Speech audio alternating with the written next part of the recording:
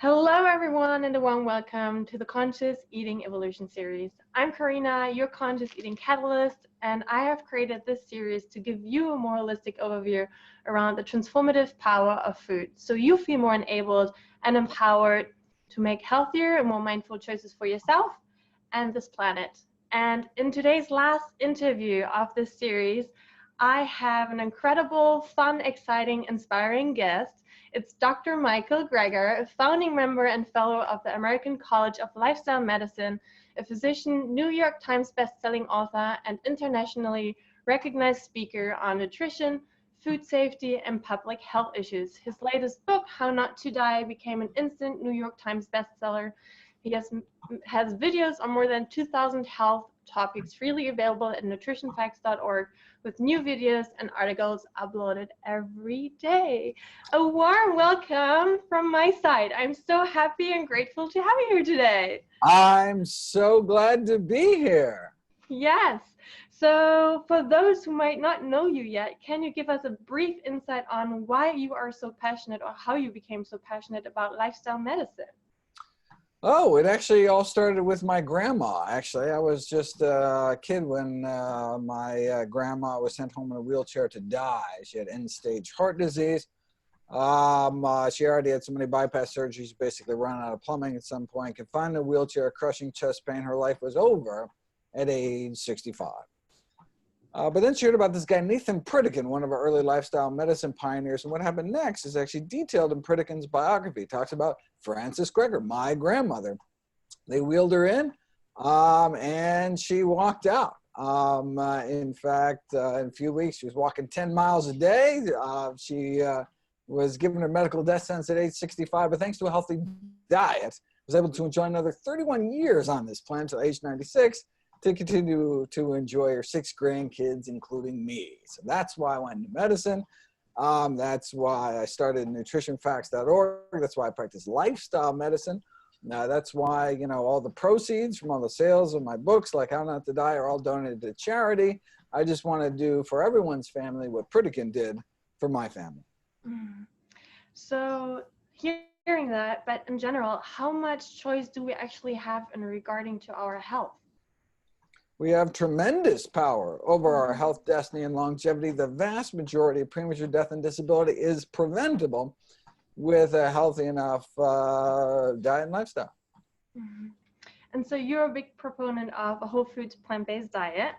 And isn't it actually an experiment that we would, or do we commit to as a human species, to go fully plant-based long-term? Is there any evidence around that? Because so far, only the Blue Zone studies show that a high amount of whole food plant-based is like really supportive to our health. But how do we actually know that it is, the best way of eating? Well, so you can put it to the test. And we have randomized controlled trials, for example, starting with Dr. Dean Ornish's landmark lifestyle heart trial published July 1990, proving something called quantitative angiography, that indeed a whole food plant-based diet could reverse the #1 killer of men and women in this country, heart disease, opening up arteries without drugs, without surgery. If that's all a plant-based diet can do, reverse the #1 killer of men and women. I mean, shouldn't that be the default diet to prove another one? And the fact that it can also be so effective in preventing, arresting, or reversing other leading killers like type 2 diabetes and high blood pressure would seem to make the case for plant-based simple. But whether or not one has to be completely plant-based, I mean, we don't have evidence that a 90% plant-based diet is less effective than a 95 or 100%. As you noted with the Blue Zones, the second longest living population in the world is Okinawa Japanese. They eat 97% whole food plant-based diets, so 3% of their diets are animal products and no processed foods. Of course, this is the Okinawan diet 50 years ago. Now they're eating KFC.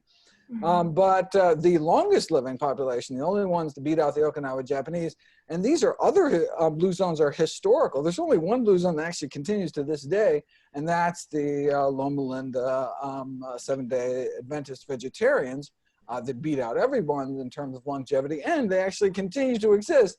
It's not just some kind of relic of the past. So, but again, it doesn't necessarily mean you have to eat completely plant-based, but the more whole, healthy plant foods we can fit into our diet, the better. Mm-hmm. So is there like, do you have to be a scientist to really know how to get all the nutrients your body really needs on a whole foods plant-based diet? Or how much effort does someone really need to put into, be educated around food? Well, I mean, I think we should all be educated about some of the most important things in our, I mean, of all things to know something about is the health and well-being of your family. I mean, number one killer, according to the Global Burden of Disease Study, the largest study of disease risk factors in human history, funded by the Bill and Melinda Gates Foundation, the number one cause of death of Americans is the American diet. Number one cause of disability, right? And so it's like the number one thing that's cutting healthy years of life off your life and the life of your family. So if you got to know anything about anything, then that would seem to be kind of high on the list. But it's really not that difficult. I mean, the only critical factor for someone who really does want to go completely plant-based is vitamin B12. So that's something everybody needs to know. Eating a plant-based diet, it's critical to eat vitamin B12 fortified foods or take vitamin B12 supplements for anyone eating a plant-based diet. But beyond that, it's, eating lots of healthy, delicious food. Mm-hmm. So I wanted to ask that question, like what supplements do we really need to take? But as you already answered that, what supplements are actually detrimental to our health? Oh my God, there's so many. I've got lots of videos about all sorts of horrible things that are hurting people. And so, yeah, if you have any particular supplement in mind that you heard about, you can just type it in nutritionfacts.org and you can pull up the science about it, or you can do your own research and go to pubmed.gov, pubmed.gov, which is the database of the largest medical library in the world. You can see if there's actually any science on any particular supplements. I mean, certainly some people who get inadequate sun, for example, regardless of what they eat, may need to take vitamin D. Pregnant women want to make sure they're getting their iodine, 150 micrograms a day. Alcoholics need a whole variety of nutrients just because they're not getting much nutrition otherwise. I mean, so it certainly is dependent on the person and your particular needs. But in general, it's eat real food, and if you're eating enough real food, take some B12.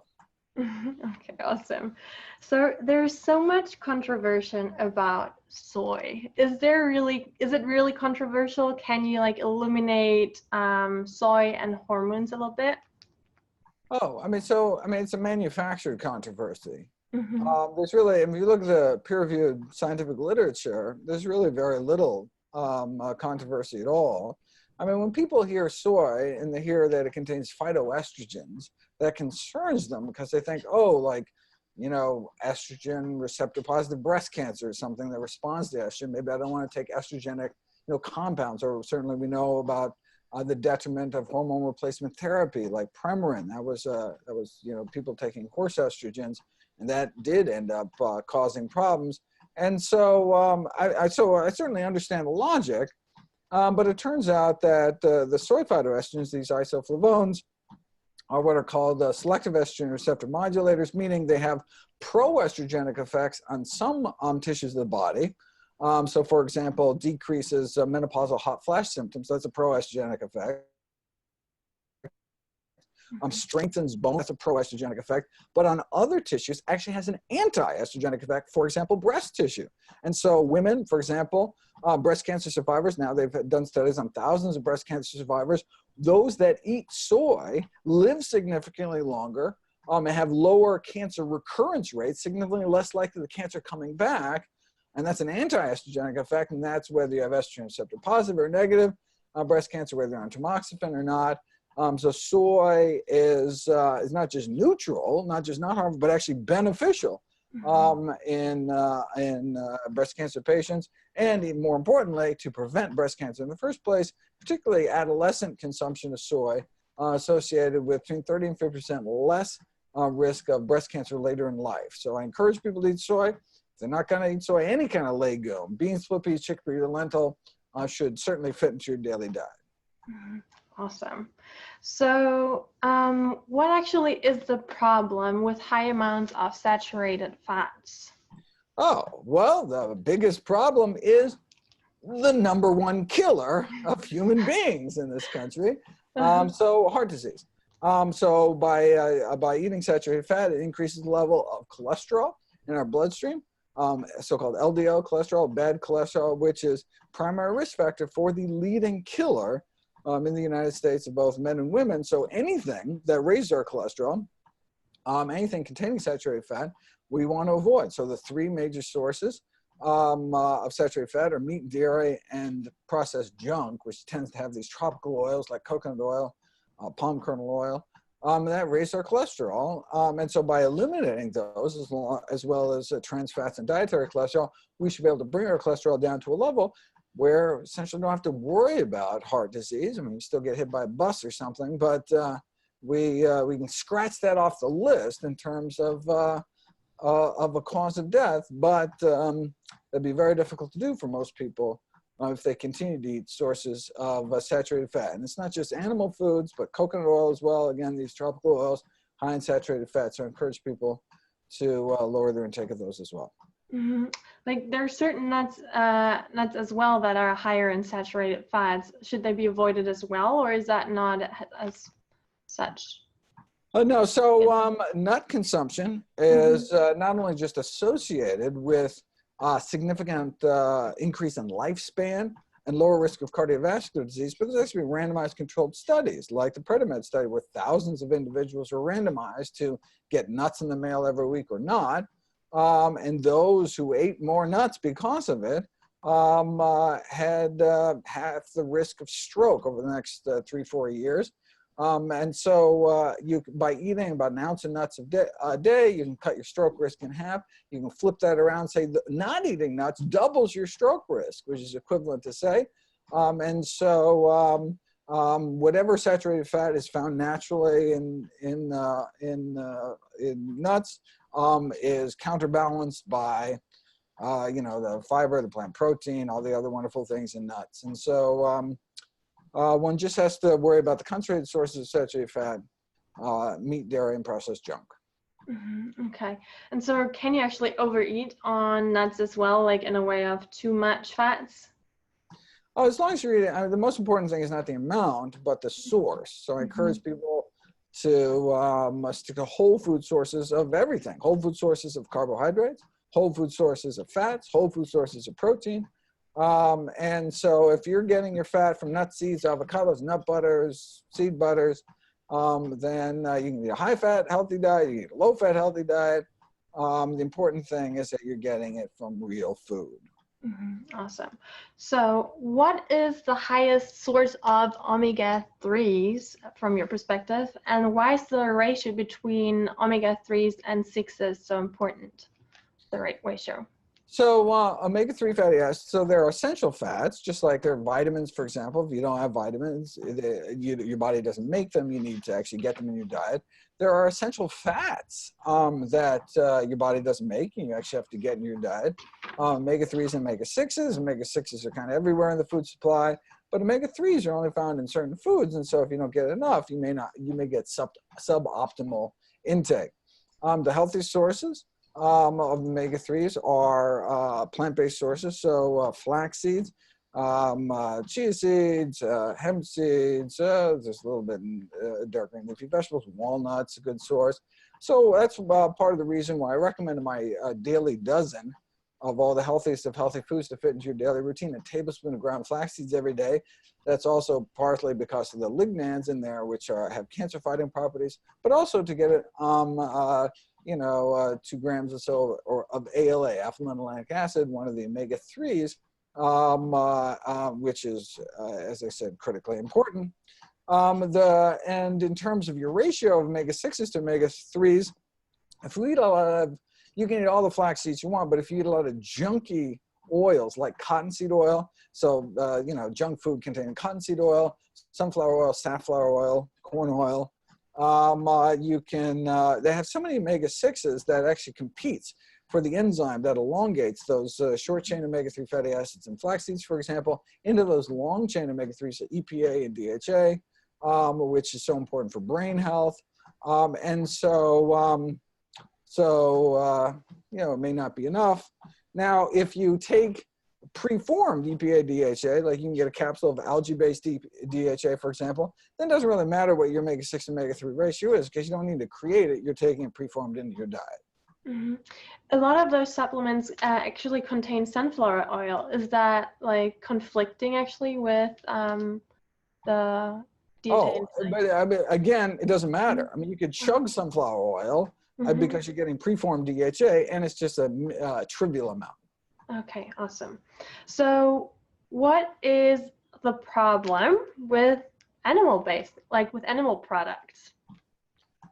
Anyone in particular? I mean, Yeah, there's like some definitely general things. eggs and milk. Yeah, so I mean, so there's some general things. So basically, they tend to contain disease-promoting compounds like saturated fat and cholesterol, and tend to be deficient in health-promoting compounds such as dietary fiber, potassium, folate, you know, antioxidant compounds, polyphenols, phytonutrients. And so it's kind of the combination of those two things, not enough of the stuff we need and too much of some of the stuff that we don't need, that in general makes animal products less healthy choices. But, you know, when you ask, is food X healthy? The follow-up always has to be, well, compared to what, right? I mean, you know, if you're starving to death on a desert island, a Twinkie could be a lifesaver. So in that context, but it's like, well, there are healthier and less healthy foods. So are eggs healthy? Compared to a breakfast link sausage next to it, absolutely. Compared to oatmeal, not even close. Right? Is fish healthy? Well, what? Compared to chickpeas or compared to, you know, I don't know, bacon, right? Okay, bacon. So compared to bacon, fish is absolutely healthy, right? Compared to lunch meat, but compared to another healthy source of plant-based protein, like, you know, legumes, I mean, it's just no contest. Yeah, I love that you point that out. And so I would love to talk about cacao or cocoa powder actually, because I have had the experience with myself that I would easily get rashes with it whenever I overconsume it. And I've heard that it is as well sometimes related to acne. Is that true? Can you say anything about that? Yeah. So actually, I did a series of videos about that. And so originally we thought it was just the sugar content, the glycemic impact, or the saturated cocoa butter within chocolate. And so the way you'd figure that out is you just give people straight cocoa powder, which is essentially sugar-free, defatted chocolate.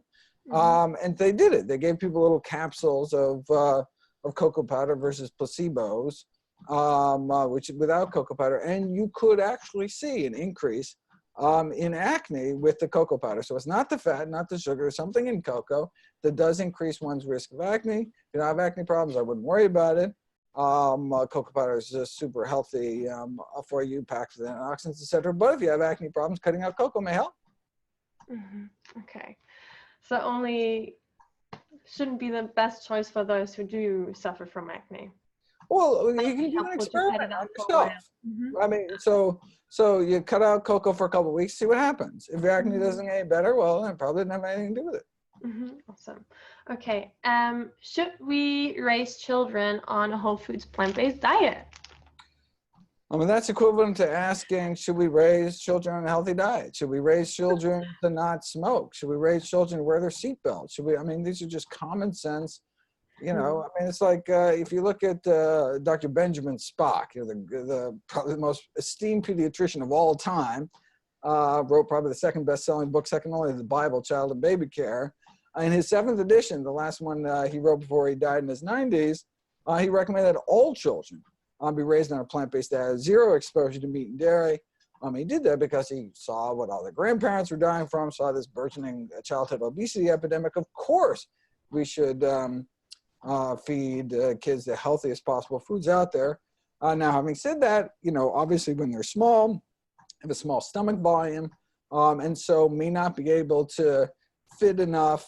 You have to have really kind of calorie dense foods to promote their growth. So for example, I mean, they would fill so quickly up on salad, right, that they're just not going to, they may not get enough calories. So that's why I use calorically dense foods like you can do smoothies and dried fruits and nuts and seeds and avocados, things like that.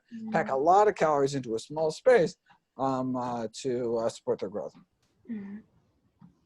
So there's a lot, like the keto diet receives a lot of attention and a lot of followers. What is your personal viewpoint on that?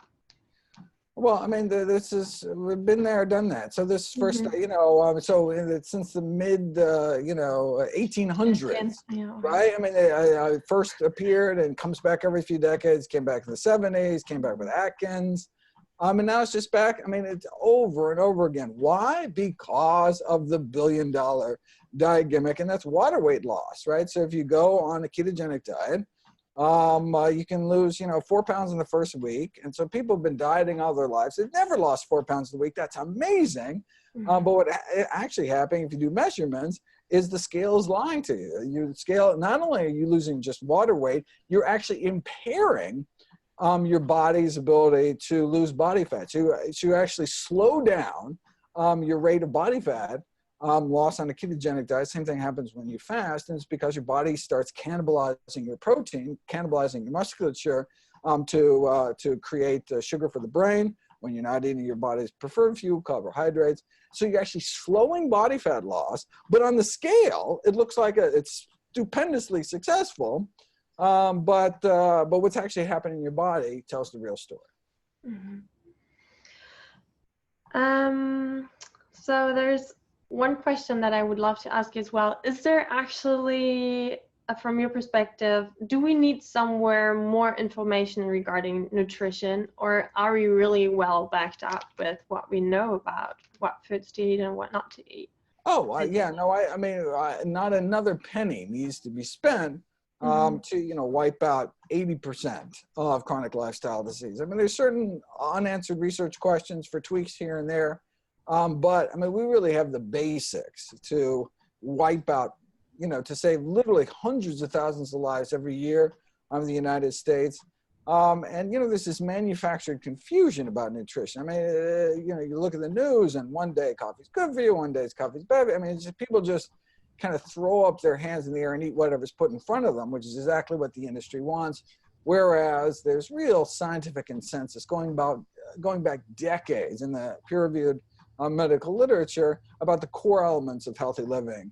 Eat more fruits and vegetables, blah, blah. I mean, it's really not controversial. In fact, you can go to the True Health Initiative, which is hundreds of the top nutrition researchers in the world got together and agreed on a consensus statement on what is a healthy diet.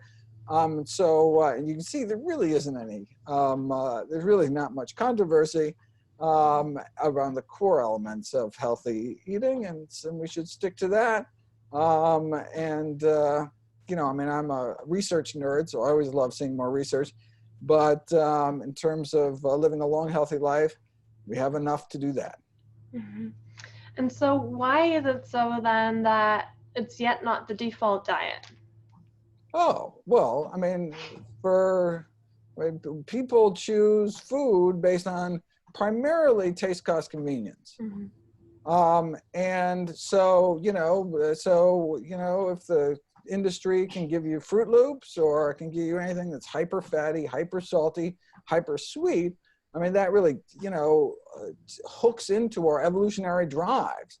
Why do we have this thirst for salt? Because there weren't salt shakers in KFC out on the savannah for millions of years when we were, evolving. So it was in our evolutionary advantage to get anything salty into our diet. Same thing with fat and sweet. What's sweet? I mean, these are, in starchy foods, this is where the calories were.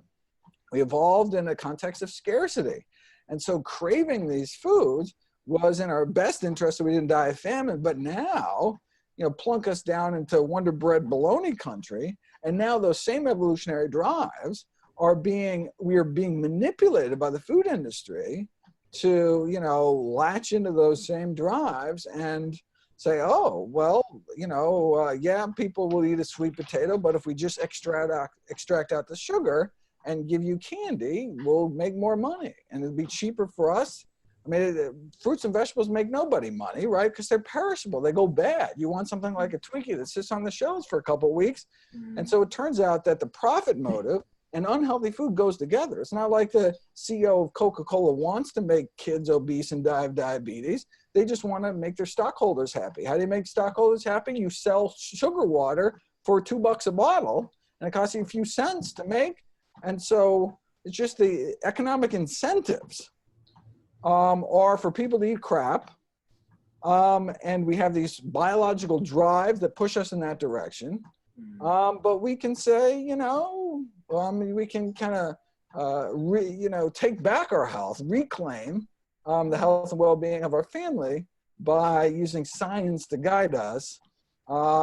People smoke because it feels good. Nicotine feels good, but we realize, okay, it's probably not a good thing to do. Heroin feels really good, at least the first time, but we realize it's probably not a good thing to do heroin because, you know, we have science that tells us that has bad consequences. So what is your personal advice how to transition out of these addictive foods and to transition into a more healthy or healthier way of eating? Oh yeah, the good news is we don't have to choose between taste, cost, convenience, and a healthy diet. And that is because your taste buds actually change. I mean, so once you stop eating these processed foods and stop deadening your palate, then all of a sudden, real food, natural food actually tastes good.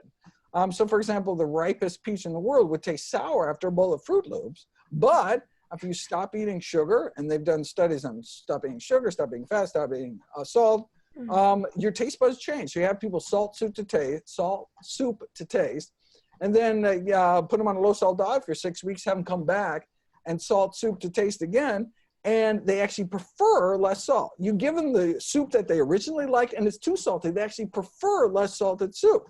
So then you end up with the best of both worlds. It tastes better for you, and it's healthier for you.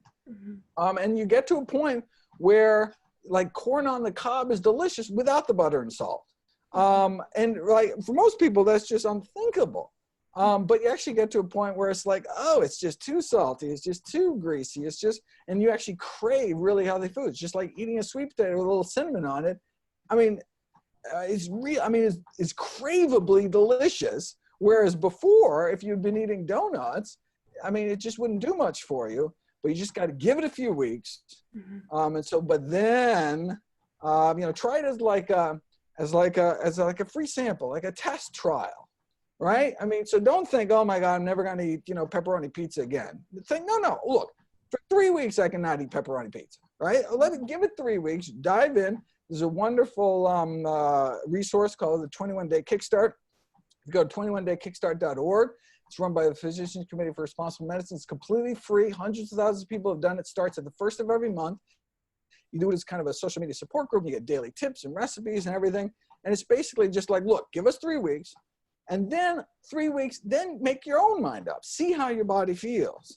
And a lot of people are like, well, I thought I felt fine before. I mean, I thought indigestion was just normal and constipation and, waking up feeling lousy. And I mean, that was just normal. Yeah, it was normal because you're in a crappy diet, but all of a sudden you have more energy and your periods are less painful. And I mean, all these things. And then you have that internal motivation. You're not being told, eat this way to be healthy. All of a sudden your own body is telling you, wow, I feel so much better eating like this.